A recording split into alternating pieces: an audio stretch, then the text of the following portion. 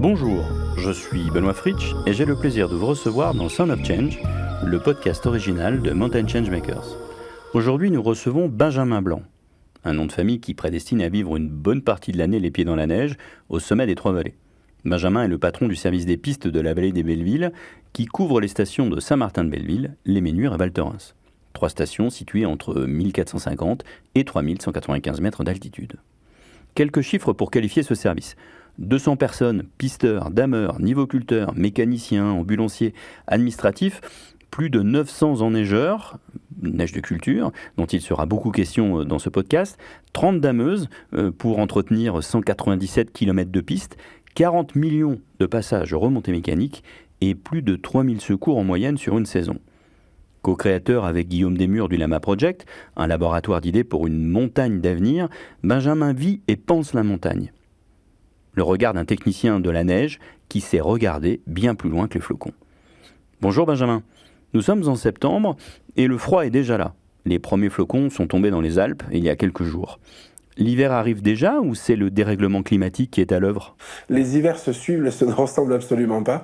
Bon, c'est ce qui fait la richesse de notre métier. Et puis, l'ADN du montagnard, c'est vraiment de s'adapter. Donc, c'est effectivement les saisons depuis 10 ans que je connais dans la vallée des Bellevilles, il n'y en a aucune qui se ressemble. Aucune qui se ressemble. Par contre, il y a quand même des points en commun avec ces dernières années, un redout assez marqué pendant les vacances de Noël, juste un petit peu avant ou juste un petit peu après. Par contre, c'est vrai que ça s'accélère quand même depuis quelques années. On voit ces fluctuations, ces redouts dans des périodes qu'on ne connaissait pas forcément avant. Ça, c'est une évidence. Est-ce qu'aujourd'hui, il y a une véritable prise de conscience des enjeux climatiques quand on est au-dessus de 2000 mètres d'altitude ? Si ce n'était pas forcément le cas il y a quelques années en arrière, aujourd'hui, force est de constater que tout le monde a pris conscience de ce changement climatique, s'y adapte.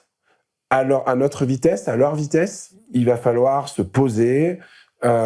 Personne n'a la recette miracle. Réfléchir, expérimenter et s'adapter. Se poser des questions, d'accord, mais faut-il aussi se préparer à des renoncements ? Il faut aussi renoncer. De toute façon, on peut dire que choisir, c'est aussi éliminer. Donc on aura des choix à faire. Et donc dans ces choix, il y aura du renoncement sur certaines pratiques, certaines habitudes.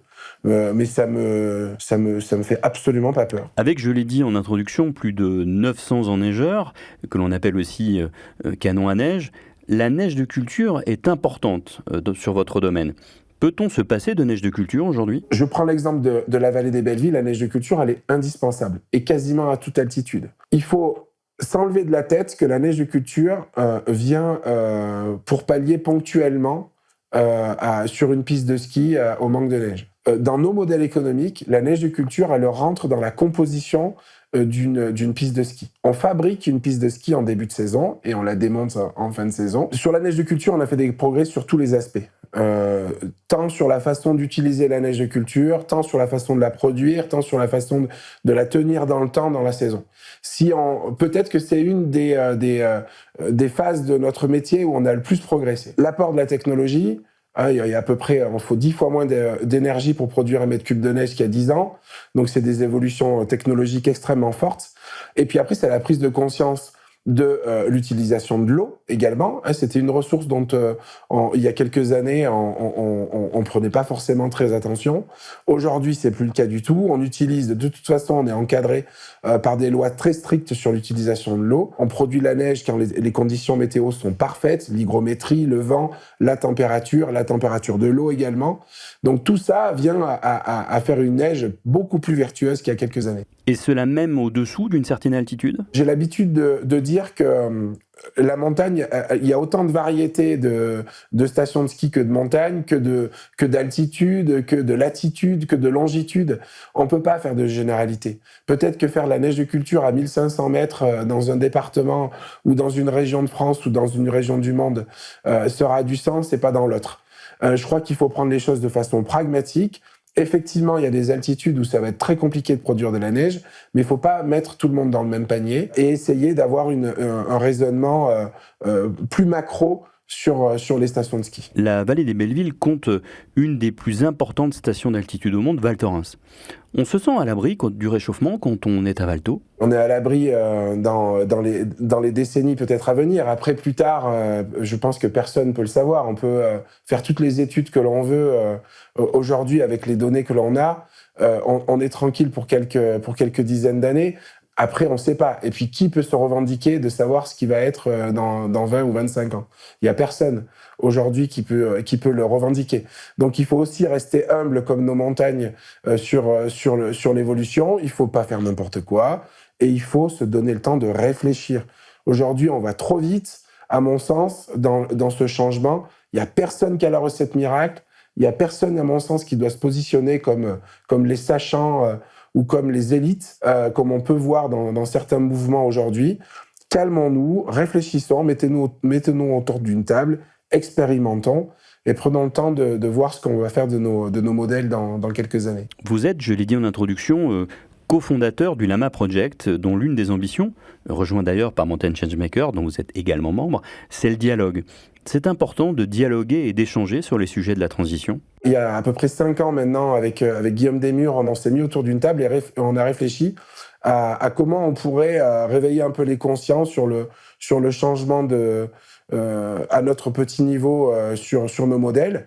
Et puis on y est arrivé. Alors à notre modeste niveau, une fois de plus, c'est pas nous qui avons révolutionné les changements de réflexion, mais on y a participé. Et du coup, aujourd'hui, on s'est dit, ben voilà, on y est arrivé. Tout le monde en a conscience, le plus petit exploitant au plus grand exploitant. Si il y a quelques années en arrière, c'était un peu difficile. Aujourd'hui, tout le monde a pris conscience.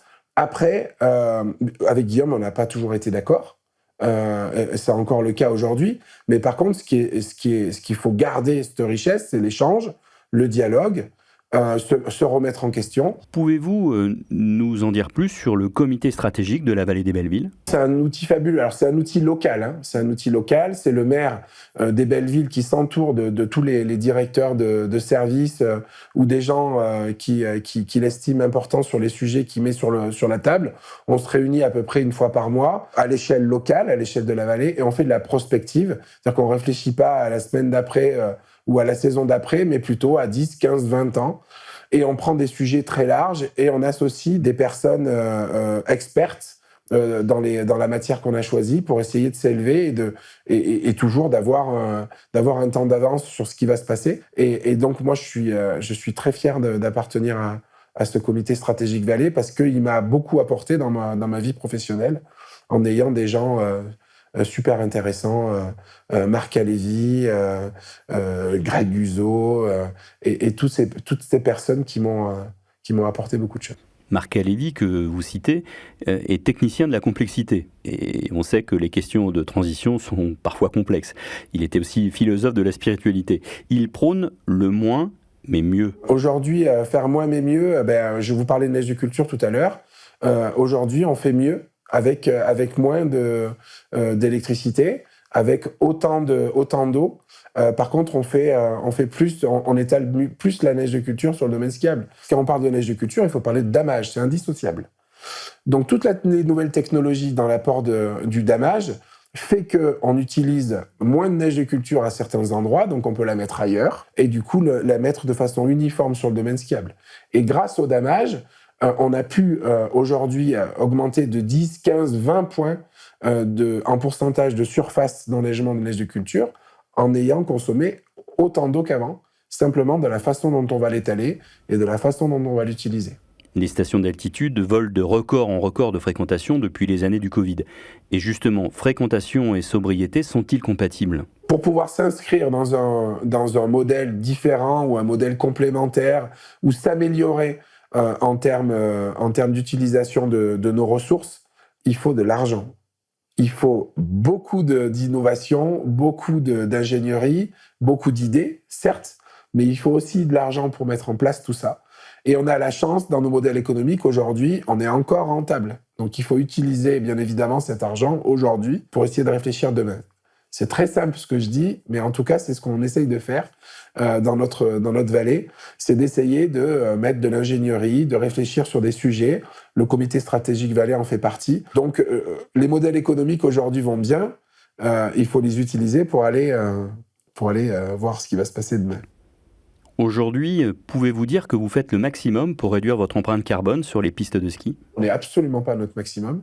On progresse même plus fort que les autres années sur ces points-là, parce que déjà, il y a une prise de conscience. Pas plus tard que l'année dernière, on a fait des stages avec nos chauffeurs. Alors, entre guillemets, éco-conduite, mais ça allait plus loin que ça. Les solutions, elles vont venir d'eux. C'est eux les professionnels. Donc, les sensibiliser, qu'ils soient convaincus de leur impact. Donc, on progresse aussi là-dessus. Et puis après, la techno, elle évolue aussi dans les moteurs, etc. Après, il y a peut-être quelque chose qui me dérange aussi qui est très technique sur le damage au niveau des normes qui sont sur les moteurs. Aujourd'hui, à chaque fois qu'on augmente dans la techno, dans la norme d'antipollution, il faut mettre des moteurs plus puissants pour alimenter ces palliatifs. C'est-à-dire pour avoir la même puissance avec un moteur catalytique, il a fallu augmenter la puissance du moteur. Donc fatalement, la physique est toujours aussi présente. Ça consomme plus. Un moteur qui est plus puissant, il consomme plus. Du coup, on escalade à chaque fois. Et on a des véhicules, alors qui polluent un petit peu moins, mais par contre qui consomment plus. Et ça, l'évolution ces dernières années, c'est assez flagrante. Donc il faut aussi que les normes avancent dans un sens commun. Joseph Fontanet, qui a été maire de Saint-Martin-de-Belleville entre 1965 et 1977, l'un des pères du plan montagne en France, avait déclaré « Le plus difficile ne sera pas de construire une station de ski, mais d'arrêter de la construire ». Comment analysez-vous cette phrase presque 50 ans après ? Dans son propos global, c'était l'arrêter l'extension. C'est pas l'arrêter tout court. Ouais. Donc l'arrêter l'extension. Et moi, je pense qu'il a raison. Aujourd'hui, il est plus facile de construire des nouveaux lits que de rénover. C'est la faute à personne. Hein. On n'a pas trouvé la recette là aussi. On n'a pas trouvé la recette magique. Pour moi, il est difficile d'aller beaucoup plus loin dans l'expansion d'une station de ski. Et je pense que la majorité des gens en ont conscience et qu'il faut plutôt s'atteler à rénover et à essayer de faire plus beau, plus pratique, moins mais mieux aussi. Et pour vous, quelle est la station idéale ? Une station où il fera bon venir passer les vacances, c'est avant tout un lieu où il fera bon vivre à l'année. C'est ma conviction. Un site touristique où il y a une histoire, où il y a une vie à l'année, où il est bon se former, se loger, s'éduquer, s'élever, ça sera, à mon avis, un modèle extrêmement performant de demain. Et cette station peut-elle vivre sans le ski ? Aujourd'hui, j'arrive pas à imaginer Valto sans ski parce que j'arrive pas à voir plus loin que 30 ans. C'est trop compliqué, il y a trop de paramètres. Moi, j'arrive pas à le conceptualiser, en tout cas. Et c'est pas que je me mets des barrières en disant non, ça n'arrivera pas, ça va marcher. Après, est-ce que c'est une réaction chimique du cerveau qui fait que on se met un peu des barrières parce qu'on veut pas que ça arrive? C'est possible. Mais par contre, qu'on réfléchisse petit à petit et que d'année en année, on évolue sur notre façon de réfléchir à ce que seront nos modèles dans quelques années. Faut pas griller les étapes aujourd'hui. Personne ne peut dire comment ça va se passer dans 30 ans. Enfin, celui qui vous le dit, c'est un menteur. C'est très clair. Restons humbles. Par contre, faisons pas l'autruche, quoi, c'est clair. Ne pas faire l'autruche en se cachant la tête dans la neige, voilà un bon conseil à appliquer dans les territoires de montagne. Et même si tous les acteurs politiques et économiques de la montagne n'ont pas encore le curseur posé au même endroit, force est de constater qu'ils sont nombreux à réfléchir et à agir dans les vallées et dans les domaines de montagne pour prendre en compte dans leurs décisions les enjeux de la transition. Vous pouvez retrouver les 17 épisodes du podcast du Lama Project sur lamaproject.org et sur les principales plateformes d'écoute. Merci à Benjamin Blanc pour cet échange. C'était Sound of Change, le podcast original de Mountain Changemakers. Je vous invite à découvrir nos programmes vidéo sur la plateforme, à nous suivre sur les réseaux LinkedIn et Instagram. Ce podcast est à retrouver sur mountainchangemaker.com, mais aussi sur Apple Podcasts, Deezer et Spotify. Cet épisode de Sound of Change a été réalisé par Tom Surbeck et Caroline Berwex.